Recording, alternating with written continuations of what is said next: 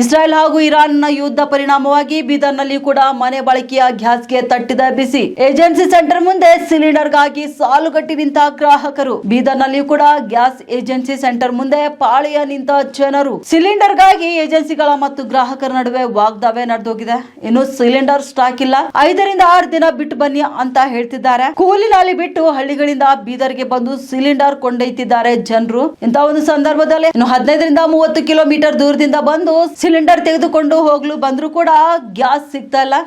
Booking ಮಾಡಿದ್ರೆ gas ಕೊಡ್ತಿಲ್ಲ. Block ನಲ್ಲಿಯೂ ಕೂಡ 1200 ರಿಂದ 1300 ರೂಪಾಯಿ ಕೊಟ್ರೆ ಮಾತ್ರ ಸಿಗ್ತಿದೆ. ಇನ್ನು ಸಕಾಲದಲ್ಲಿ ಸಿಲಿಂಡರ್ ಸಿಗದಿದ್ದಕ್ಕೆ ಬಹಳಷ್ಟು ಸಮಸ್ಯೆ ಆಗ್ತಿದೆ. ಗ್ಯಾಸ್ ಸೌದೆ ಏನಿಲ್ಲ, ಇನ್ನು ಅಡಿಗೆ ಮಾಡಿ ಊಟ ಮಾಡುವುದಾದ್ರೂ ಹೇಗೆ ಅಂತ ಜನರು ಅಳಲನ್ನ ತೋಡ್ಕೊಂಡಿದ್ದಾರೆ. ಇನ್ನು ಅಡಿಗೆ ಮಾಡೋದಕ್ಕೆ ಗ್ಯಾಸ್ ಸೌದೆ ಏನು ಕೂಡ ಸಿಗ್ತಾ ಇಲ್ಲ. ಅಡುಗೆ ಮಾಡಿ ಊಟ ಮಾಡುವುದಾದ್ರೂ ಹೇಗೆ ಅಂತ ಅಳಲನ್ನ ತೋಡ್ಕೊಂಡಿದ್ದಾರೆ. ಮಧ್ಯಪ್ರಾಚ್ಯದಲ್ಲಿ ನಡೆಯುತ್ತಿರುವ ಇರಾನ್ ಇಸ್ರೇಲ್ ಯುದ್ಧದ ಕರಿನೆರಳು ಬೀದರ್ನಲ್ಲಿಯೂ ಸಹ ಬಿದ್ದಿದೆ ಅಂತ ಹೇಳ್ಬೋದು. ಬೀದರ್ನಲ್ಲಿ ಅಡಿಗೆ ಅನಿಲದ ಸಿಲಿಂಡರ್ಗಳಿಗೆ ಸಾಕಷ್ಟು ಪರದಾಡ್ತಾ ಇದ್ದಾರೆ ಜನರು. ಕಳೆದ 3 ದಿನಗಳಿಂದ ಸಮಸ್ಯೆಯನ್ನು ಎದುರಿಸ್ತಾ ಇದ್ದು ಏನು ತೈಲ ಏನು ಸಾಗಾಟನೆಯಲ್ಲಿ ತೊಂದರೆಯಾದ ಹಿನ್ನೆಲೆ ಅಡಿಗೆ ಸಿಲಿಂಡರ್ಗೆ ತೊಂದರೆ ಆಗ್ತಿದೆ. ನೋಡ್ತಾ ಇರ್ಬೋದು ನಾವೀಗ ಏನು HP ಏಜೆನ್ಸಿಯಲ್ಲಿ ಇದ್ದೀವಿ. ಜನರು ಬೆಳಗ್ಗೆಯಿಂದನೇ ಬಂದು ಕಾದು ನಿಂತಿದ್ದಾರೆ ಇಲ್ಲಿ ತಮ್ಮ ಗ್ಯಾಸ್ಗಾಗಿ ಸಿಲಿಂಡರ್ಗಾಗಿ. ನೋಡ್ತಾ ಇರ್ಬೋದು ನೀವು ಇಲ್ಲಿ ಯಾವುದೇ ರೀತಿ ಬಂದು ಕಾಯ್ತಾ ಇದ್ದಾರೆ ಜನಗಳು. ಏನೋ ತಮ್ಮ ಬುಕ್ಕಿಂಗ್ ಆಗಿದೆ ಆದರೂ ಕೂಡ ಸಿಲಿಂಡರ್ ಸಿಗ್ತಾ ಇಲ್ಲ ಅಂತ ಹೇಳಿ ಅಲ್ಲಿ ವಾಗ್ವಾದವನ್ನು ಮಾಡ್ತಿದ್ದಾರೆ ಇಲ್ಲಿ ಸಿಬ್ಬಂದಿಗಳ ಜೊತೆ. ಬೆಳಗ್ಗೆಯಿಂದನೇ ಈ ಸಮಸ್ಯೆ ಎದುರು, ಯಾಕಂದರೆ ಜನಕ್ಕೆ ಸಿಲಿಂಡರ್ ಇದ್ರೂ ಕೂಡ ಎಲ್ಲೋ ಒಂದು ಕಡೆ ಆತಂಕ ಇದೆ.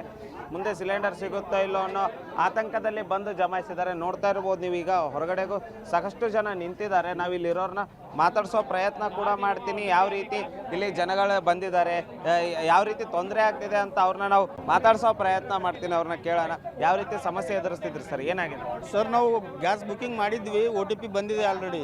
ಮನೆಯಲ್ಲಿ ಗ್ಯಾಸ್ ಆಗೋಗಿದೆ. ನಾವೇನು ಉಪವಾಸ ಇರಬೇಕಾ? ಹೇಗೆ ಹೋಟೆಲ್ಗಳಿಗೆ ಅಂಗಡಿಗಳಿಗೆ ಮಾರ್ಕೋತಾ ಇದ್ದಾರೆ, ಮನೆಯವರಿಗೆ ಗ್ಯಾಸ್ ಕೊಡ್ತಾ ಇಲ್ಲ.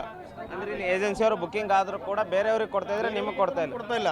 ಅಂಗಡಿಯವ್ರಿಗೆ ಕೊಡ್ತಾ ಇದ್ದಾರೆ ಹೊರಗಡೆ. ಆದರೆ ನಮ್ಮ ಮನೆಯಲ್ಲಿ ಖಾಲಿ ಆಗಿದೆ. ಏನು ಉಪವಾಸ ಇರಬೇಕಾ?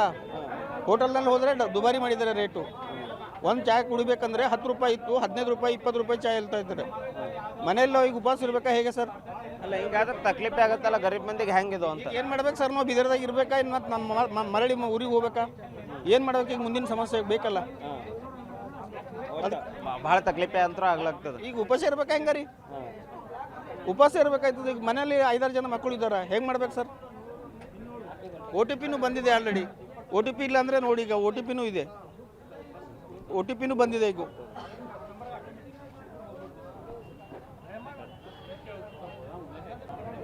ನೋಡಿ, ಇವ್ರದ್ದು ಹೇಳ್ತಾ ಇರೋದು ಬೇರೆ ಅಂಗಡಿಯವರಿಗೆ ಅದಕ್ಕೆಲ್ಲ ಹೆಚ್ಚಿನ ಹಣದಲ್ಲಿ ಮಾರಾಟ ಮಾಡ್ತಾ ಇದ್ದಾರೆ, ನಮಗೆ ಕೊಡ್ತಾ ಇಲ್ಲ ಅನ್ನೋ ಮಾತುಗಳನ್ನ ಹೇಳ್ತಾ ಇದ್ದಾರೆ. ಅಂದರೆ ಒಂದು ಸಿಲಿಂಡರ್ನ 2-3 ಸಾವಿರಕ್ಕೆ ಮಾರ್ತಾ ಇದ್ದಾರೆ, ನಮಗೆ ಕೊಡ್ತಾ ಇಲ್ಲ, ನಮಗೆ ಬುಕ್ಕಿಂಗ್ ಆಗಿದೆ, OTP ಬಂದಿದೆ ಆದರೂ ಕೂಡ ಕೊಡ್ತಾ ಇಲ್ಲ ಅಂತಿದ್ರೆ. ನಾವಿಲ್ಲಿ ಕೇಳ್ತಾ ಹೋಗ ಗ್ಯಾಸ್ ಸಿಲಿಂಡರ್ ತೊಗೊಳಕ್ಕೆ ಬಂದ್ರೆ ಏನಾಗ್ತಾರೆ ಇವರು?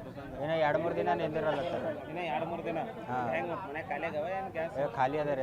8 ದಿನ ಖಾಲಿ 8 ದಿನ ಖಾಲಿ ಅದ. ಭರೋಸಾ ಕೊಡಲ್ಲ. ಅಲ್ಲ, ಮತ್ತೆ ಈಗ 8 ದಿನ ಬರಲಿಲ್ಲ ಅಂದ್ರೆ ಹೆಂಗೆ ಮಾಡ್ತೀರಿ? 8 ದಿನ ಬರಲ್ಲ ಅಂದ್ರೆ ಭೀ ನಾವು ಭರೋಸಾ ಕೊಡಲ್ಲ ಅಂತಾರೆ ಸರ್. ಈಗ ಒಳಗೆ ಹೋಗಿ ಕೇಳಿದ್ರೆ ಅವ್ರು ಆಗ ಬಂತು ಇದ್ರಲ್ಲ. ಆವಾಗ ನಾವು ಆವತ್ತಿನ ದಿನ ಹೇಳ್ತೇವೆ ನಿಮ್ಗೆ, ಈಗ ಹೇಳಲ್ಲ ಹೇಳ್ತಾರೆ. ನಾ ಅದ 8 ದಿನದ ಬಾದೇ ಬರ್ತಾ ಅಲ್ಲಿ ತಗ ಬರಲ್ಲ ಅಂತಂದ್ರೆ ಬಿ ನಾ 8 ದಿನದ ಬಾದ ಭೀ ಭರೋಸಾ ಕೊಡಲ್ಲ ಹೇಳ್ತಾರೆ ಈಗ ಅವ್ರು. ಅಲ್ಲ, ಮತ್ತೆ ಈಗ ಡೊಮೆಸ್ಟಿಕ್ಕಿಗೆ ಯಾವುದೇ ಪ್ರಾಬ್ಲಮ್ ಇಲ್ಲ ಅಂತ ಸಚಿವರು ಸರ್ಕಾರ ಎಲ್ಲ ಹೇಳಾಗ್ತೈತಿ, ಮತ್ತೆ ಇಲ್ಲ ಅಂದ್ರೆ ಹೆಂಗಿದು? ಅದೇ ಅಲ್ಲ ಸರ್, ಈಗ ಇಷ್ಟಾಕೆಲ್ಲ ನಾವೇನು ಮಾಡ್ಯಾರಿ ಮ್ಯಾಗಿಂದ ಬರ ಹೊಂಟದ ಅಂತಾರೆ ಸರ್ ಅವ್ರಿಗೆ. ಈಗ ಇವರಿಗೆ ಖೂನ್ ಇರ್ತದೆ ಬರೋದು. ಈಗ ನಮಗೆ ಗೊತ್ತಿರ್ತದೆ ಮನೇಲಿ ಕುಂತವ್ರಿಗೆ. ಈಗ ನಮ್ಗೆ ಗ್ಯಾಸ್ ಖಾಲಿ ಆಗ್ಯದ ಅಂದ್ರೆ ನಾವು ಒಯ್ಲಕ್ಕೆ ಬರೋರು ಅಷ್ಟೇ. ಇಲ್ಲ, ಯಾವುದೇ ಇದು ಪ್ರಾಬ್ಲಮ್ ಇಲ್ಲ ಅಂತ ಸರ್ಕಾರ ಮತ್ತೆ ಎಲ್ಲ ಅಧಿಕಾರಿಗಳು ಹೇಳಕತ್ತಾರ. ಮತ್ತೆ ಇಲ್ಲ ಅಂದ್ರೆ ಏನಾಗ್ತದೆ? ಸರ್ಕಾರ ಹೇಳತ್ತಾರ ಕಡೆಗೆ ಇವ್ರಿಗೆಲ್ಲ ಗೊತ್ತಿರ್ತದೆ ಸರ್. ಇವರು ಇಲ್ಲ ಅಂದ್ಮೇಲೆ ನಾವೇನು ಮಾಡೋಕ್ಕಾಗ್ತದೆ ಸರ್? ಇಲ್ಲಿಗೆ ಪ್ರಾಬ್ಲಮ್ ಆಗ್ಲತ್ತ ಸರ್. ಗ್ಯಾಸ್ ಇಲ್ಲದೆ ನಾವು ಅಡಿಗೆ ಮಾಡಿ ಹೆಂಗೆ ತಿಂಬೋದು ಅಂತಂದ್ರೆ ಇವು ಕರೆಂಟ್ ಮೇಲೆ ಮಾಡ್ತೀನಿ ರೀ ಅಂತಾರೆ. ಈಗ ನಮ್ಗೆ ಅವ್ರು ಕರೆಂಟ್ ಮೇಲೆ ಎಲ್ಲ ಮಾಡಿ ತಿಂಬಪ್ಲಂದ್ರೆ ಗ್ಯಾಸ್ ಯಾಕೆ ತಗೋತೀರಿ ಮಂದಿ? ಅವ್ರು ಭೀ ಎಲ್ಲ ಇವ್ರು ನೋಡಿ ಅವ್ರದ್ದು ಭೀ ಯೂನಿಟ್ ಹೆಚ್ಚಿಗೆ ಮಾಡ್ಯಾರ ಈಗ, ಮೀಟರ್ ಯೂನಿಟ್. ಹಾಂ, ಈಗ ಕಟ್ಗಿದವ್ರು ಭೀ ಗ್ಯಾಸಿನ ನೋಡಿ ಗ್ಯಾಸಿಗೆ ಹೊಂಟದ ಕಟ್ಗೆ ರೇಟ್ ಹೆಚ್ಚಿಗೆ ಮಾಡ್ಯಾರ ಅವ್ರು ಭೀ.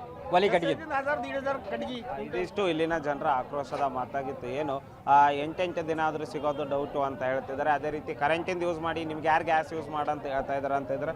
ಒಟ್ಟಿನಲ್ಲಿ ಏನು ಸಚಿವರು ಆಗಿರ್ಬೋದು, ಇಲ್ಲಿ ಜನಪ್ರತಿನಿಧಿಗಳು, ಅಧಿಕಾರಿಗಳು ಎಲ್ಲರೂ ಯಾವುದೇ ರೀತಿಯ ತೊಂದರೆ ಇಲ್ಲ. ಡೊಮೆಸ್ಟಿಕ್ ಗ್ಯಾಸ್ ಅಂದರೆ ಡೊಮೆಸ್ಟಿಕ್ ಗ್ಯಾಸ್ಗೆ, ಮನೆ ಬಳಕೆಗೆ ಯಾವುದೇ ತೊಂದರೆ ಇಲ್ಲ ಅಂತ ಹೇಳ್ತಿದ್ರು. ಬೀದರ್ನಲ್ಲಿ ಇಷ್ಟೊಂದು ದೊಡ್ಡ ಸಮಸ್ಯೆ ಇದೆ. ನೋಡ್ತಾ ಇರ್ಬೋದು ನೀವು, ಆಲ್ರೆಡಿ ಅವ್ರು ಲಾಕ್ ಮಾಡ್ತಾ ಇದ್ದಾರೆ ಡೋರ್ನ.